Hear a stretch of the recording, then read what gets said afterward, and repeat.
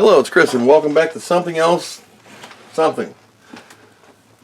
This is a TPLink Omada ER605 gigabit VPN router. So I have fiber optic internet. It looks like this. I also have a cable internet, which looks like this. Not the 2400 baud modem, but that. It's a standard DOCSIS 3 cable modem from a company called Xfinity, aka Comcast. This is Glow Fiber. It is angle polished, single mode, dual channel, 1.2 to 2.2 gigabit per second. This is not. However, this was cut in the neighborhood when a car, here's a photo,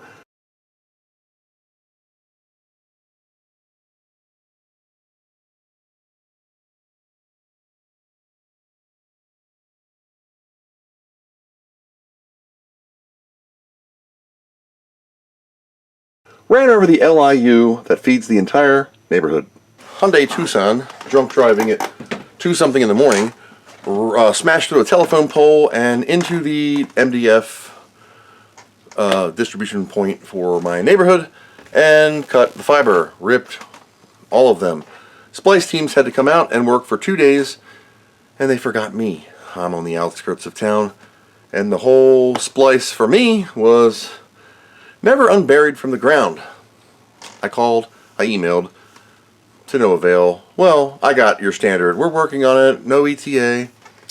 I run a YouTube channel, I have multiple jobs, I do 2 of them remotely. My daughter has school through the old interwebs, and yeah, being down for several days. I understand major incidents happen, but everybody else got fixed within 8 to 10 hours. Me? We were approaching 2 days with no avail. So, that's why the cable modem was reactivated. I called my former ISP, and they still have my account, and we just reactivated my service. It's $25 a month. I got the real bottom of the barrel, 200 meg and 2 up. So 200 down, 2 up. It's nothing to shake a stick at, but bad internet's better than no internet. This thing, the Omada, is a gigabit VPN router. Now I already have a several $100 Netgear Nighthawk Wi-Fi 7 plus whatever thing, and it works well, but it only has 1 WAN input. This will allow you to do 2 to 3 WAN inputs and load balance, active, or do some kind of failover, which is what I'm going to do. The reason I went with TP-Link was 59 bucks for this bad boy at Micro Center in Towson, Maryland. It was about 90 miles total round trip. We're going to set it up. It looks like any other standard little switch, hub, whatever. That's the whole enchilada. 1 power, Kensington lock. Let's see, 2 LAN or 4 LAN, 2 WAN, and an initial WAN here. Also USB if you have a mobile internet service like mine. Even comes with a Cat 7 little tiny cable and some rubber feet. USA 120 volt polarized plug. I have internet currently on the cable modem, so I'm going to configure the fiber as the primary first. My computer needs to be rebooted. I'm plugging the Ethernet of said machine into LAN 1 for now. Here we go at the screen. We have status, quick setup, network, USB, preferences, transmission, firewall, behavior, VPN, auth, services, and system tools. Let's get started. So, WAN, right? WAN is going to be dynamic IP. Next, checking my network. So, number 1, fine, dynamic IP. We have connectivity. There's my IP address, MAC address, your mom.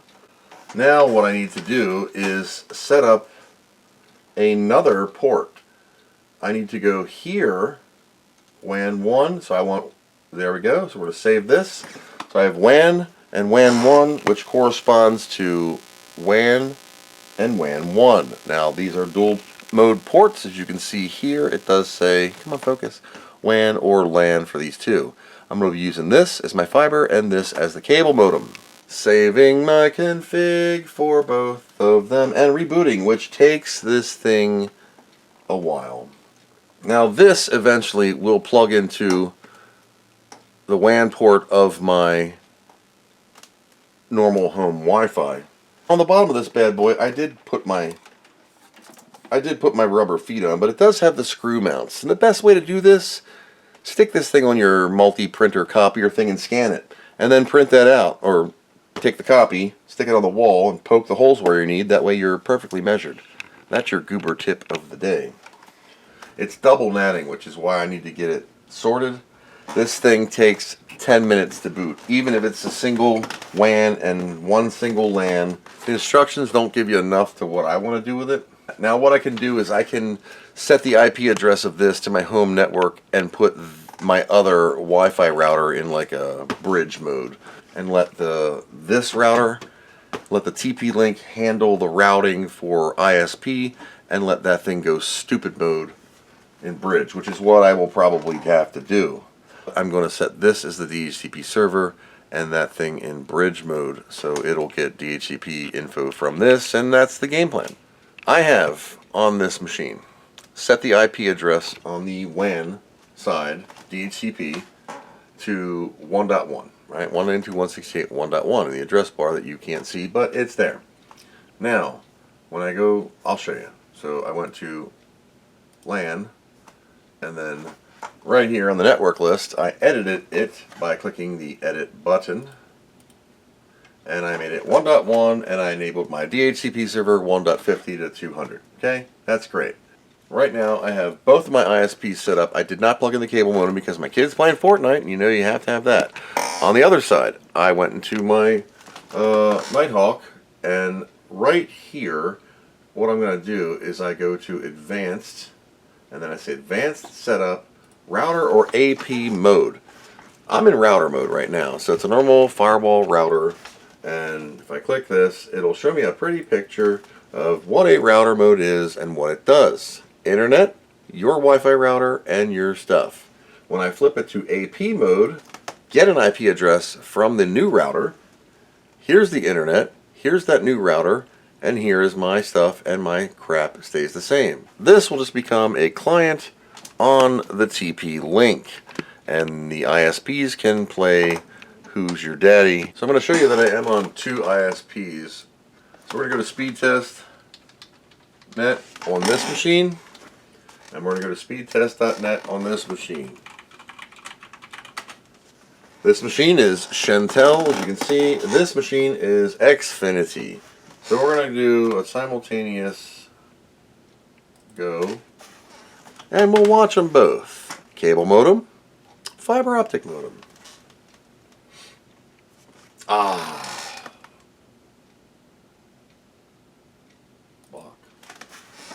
Gig, 200. Well, 930. I'm normally way faster than this, but I'm on a temporary patch cable. This is about 340. This is coming out of Virginia. This is coming out of Maryland. This is where this is going to shine, and this is where this is going to suck. So megabit upload 15760 and rolling. This is the one I use for YouTube and shipping and all that stuff. Emergency internet, primary internet. That's the game plan. Okay. So 979, 759 on this one, 352.18 on the Comcast. So, yep. Cool.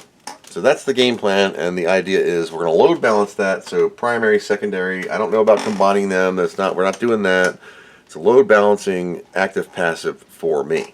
This is the Aris Surfboard SB whatever 8200. You can see here maybe it's got some lights on it. That's power, upstream, downstream, and internet. It's doing no. Let's see what's happening. I have to give. Oh, there we go. Got it. Primary link is Comcast, which I'm going to leave for now.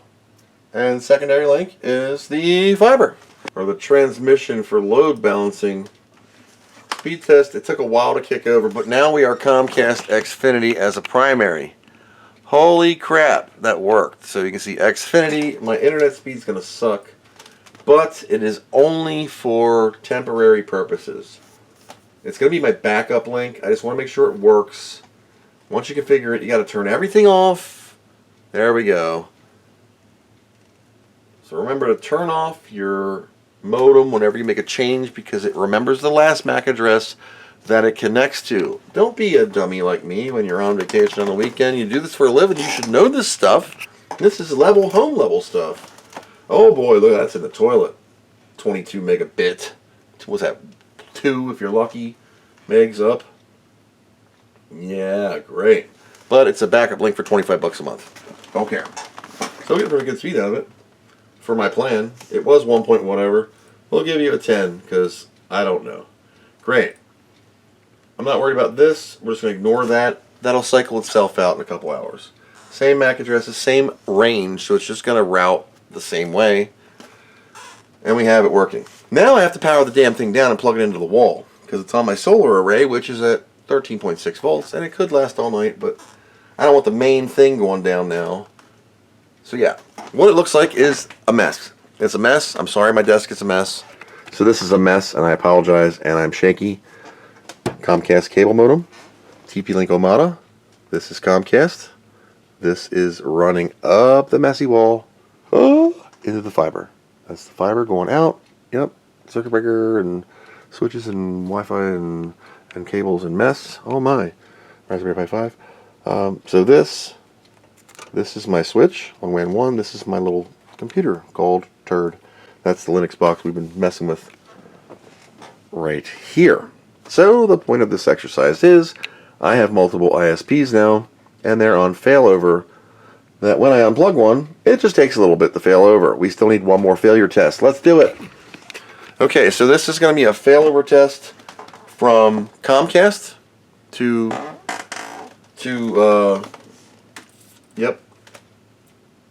Glow Fiber.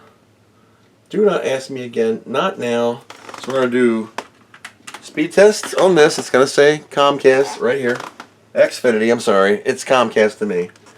And we're just going to, I don't know if I can do this on camera. Maybe. Whoops. I'm just going to unplug this. This is WAN. This is Comcast. Unplugged. This link. So we're just going to watch this dynamically. This should go down. Say link down. And this should become the primary, the fiber internet. Link is down, okay? So this is down. My rules should flip this over. You see it says Xfinity right here. I'm just going to hit refresh. Refresh. Now it says Chantel. Hey. Faster internet. It's going to ask me if I want to allow my location or not. Bam! We're fiber optics. So lady and gentlemen, that is how you set up the TP-Link Omada gigabit VPN router to your existing router and have multiple ISP inbounds. Now I'm just using it on a failover scenario. You can do load balancing and get way deeper into this where you can have certain apps, certain IP ranges, certain devices. Use one internet or another.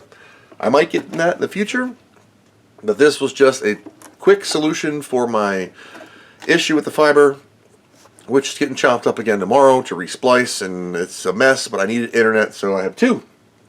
And I'll continue on this in the future. So that's all I got for now. This was $59 at Micro Center or Amazon. I'll put some links in the description below if you're interested in these things. Just a neat little project for your house if you have multiple ISPs, even if you have a USB modem dude. That's all I got for now. Thank you guys for watching, and I hope you learned something.